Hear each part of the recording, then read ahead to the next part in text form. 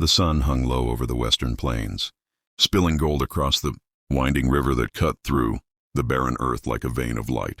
The day was almost done, and the world seemed to be holding its breath. As the breeze whispered through the tall grass, near the water's edge, a young woman sat alone. Her dress torn and dust-stained, her dark hair tangled by wind and time. Her name was Clara May, though no one had spoken it aloud for weeks. Her hands rested limply in her lap, her head bowed low, and if you looked closely, you might think she was praying, but she wasn't. She was remembering. The kind of remembering that hurts.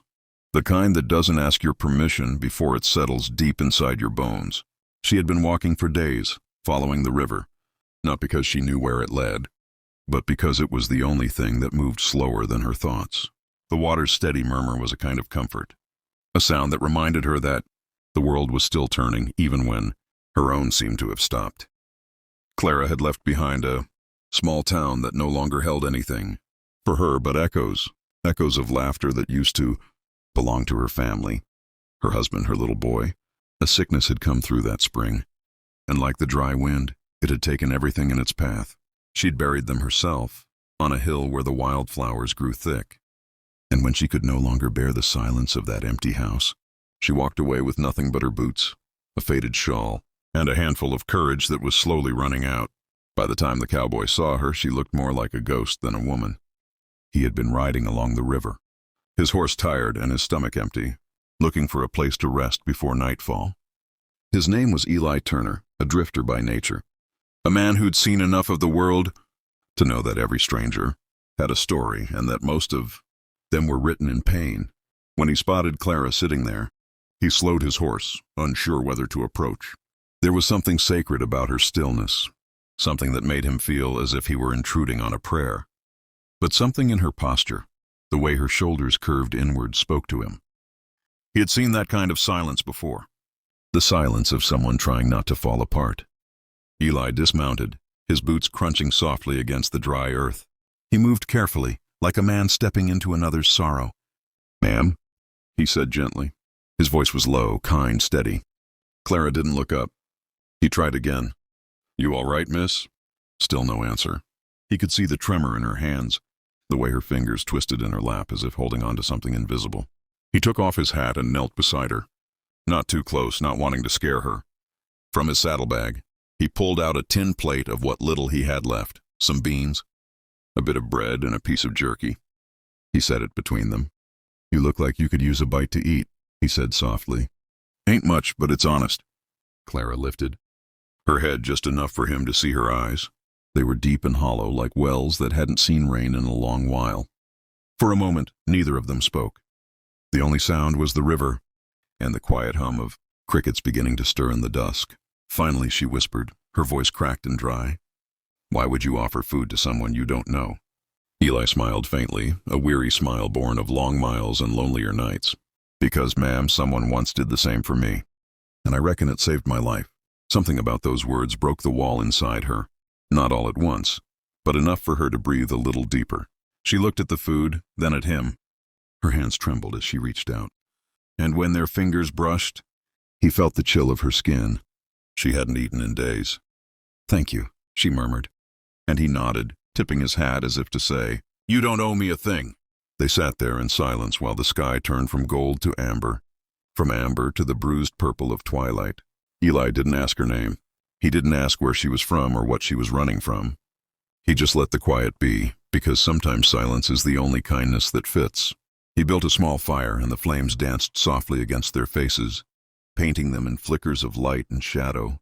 The river kept talking, the stars began to appear, and for the first time in a long while, Clara felt the faint stirrings of something she hadn't felt since before the sickness, peace.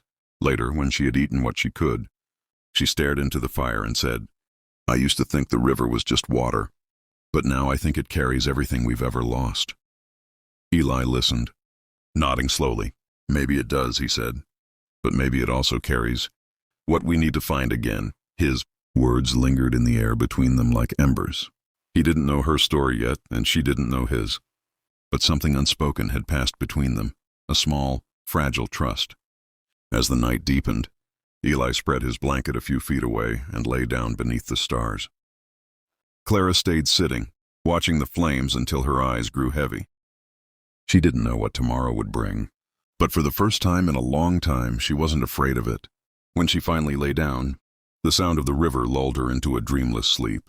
Eli, staring at the sky, thought about the roads he'd traveled, the people he'd lost, and the strange grace of crossing paths with someone who reminded him of everything good still left in the world. He didn't know yet that the days ahead would change both their lives forever, that the woman by the river wasn't just lost, she was meant to be found.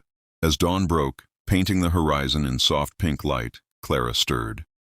The first thing she saw was Eli tending the fire, whistling low, the smell of fresh coffee in the air. She blinked, unsure if she was still dreaming. He looked up and smiled. "Mornin'. You sleep all right?" She nodded slowly. "Better than I have in a long time." He poured her a cup and handed it over without another word. For a moment, everything felt almost normal, like the world wasn't so broken after all. And as the day began again, with sunlight glinting off the river's edge, Clara realized something important. Maybe she hadn't been walking toward an end, but toward a beginning. The cowboy didn't know it yet, but he had just become the first person to offer her not just food, but hope. If you've made it this far, remember something. Life has a way of bringing unexpected kindness right when you think you've run out of strength. Sometimes it comes as a stranger by a river, offering food and silence. Sometimes it's just a story like this one that reminds you not to give up. The days that followed were quiet ones, the kind that blend together under endless skies and whispering winds.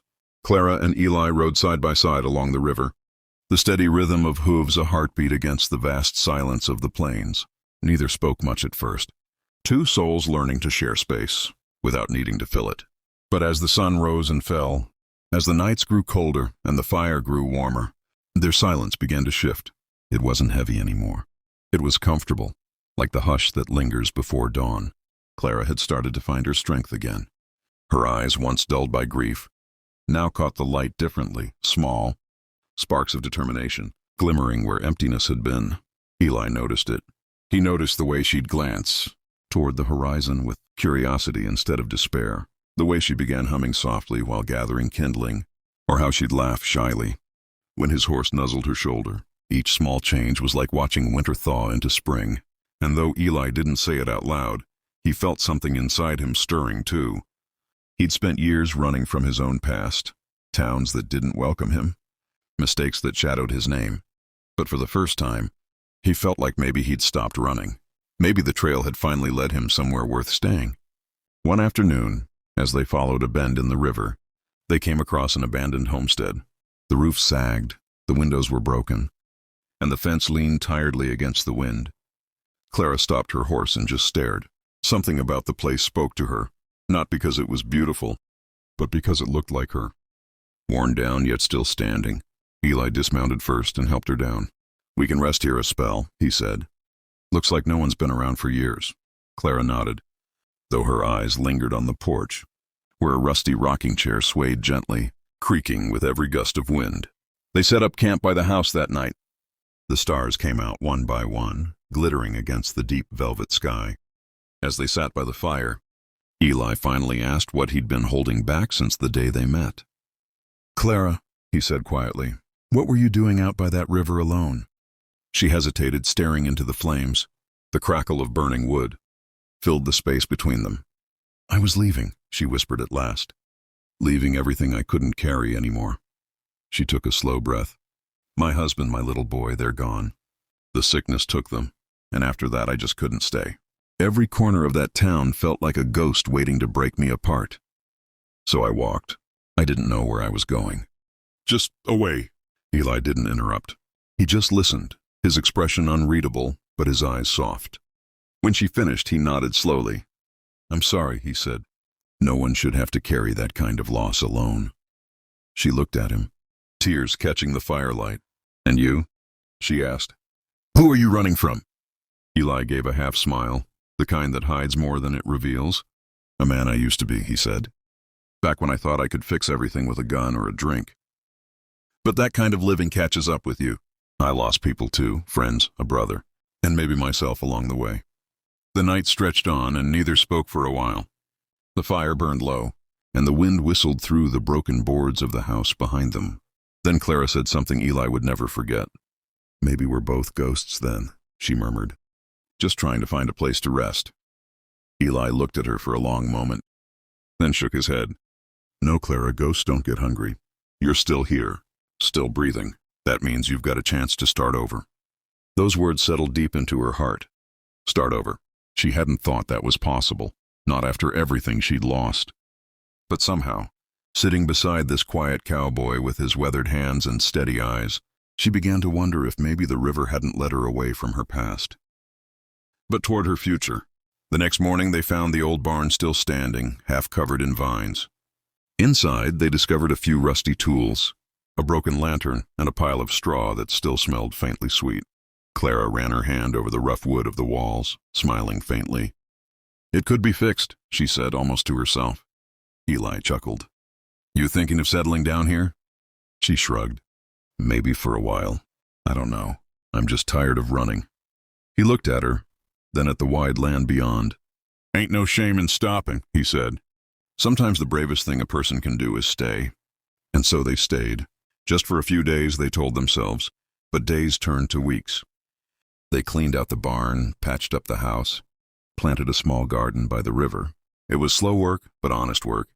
And somewhere between the dawns and the sunsets, something unspoken bloomed between them. It wasn't the fiery love of youth, nor the desperate kind born from loneliness. It was something steadier, the kind of love that grows in silence and patience. One evening, Clara stood by the river again, watching the sunlight ripple across the water. The same place where she'd once sat with her head down, waiting for life to end, was now where she came to feel alive. Ellie joined her quietly, holding 2 tin cups of coffee. "Funny, isn't it?" he said. "How the same river that can drown you can also save you." She smiled softly. "I guess it depends on whether you fight the current or let it carry you." They stood there together, side by side, until the stars appeared.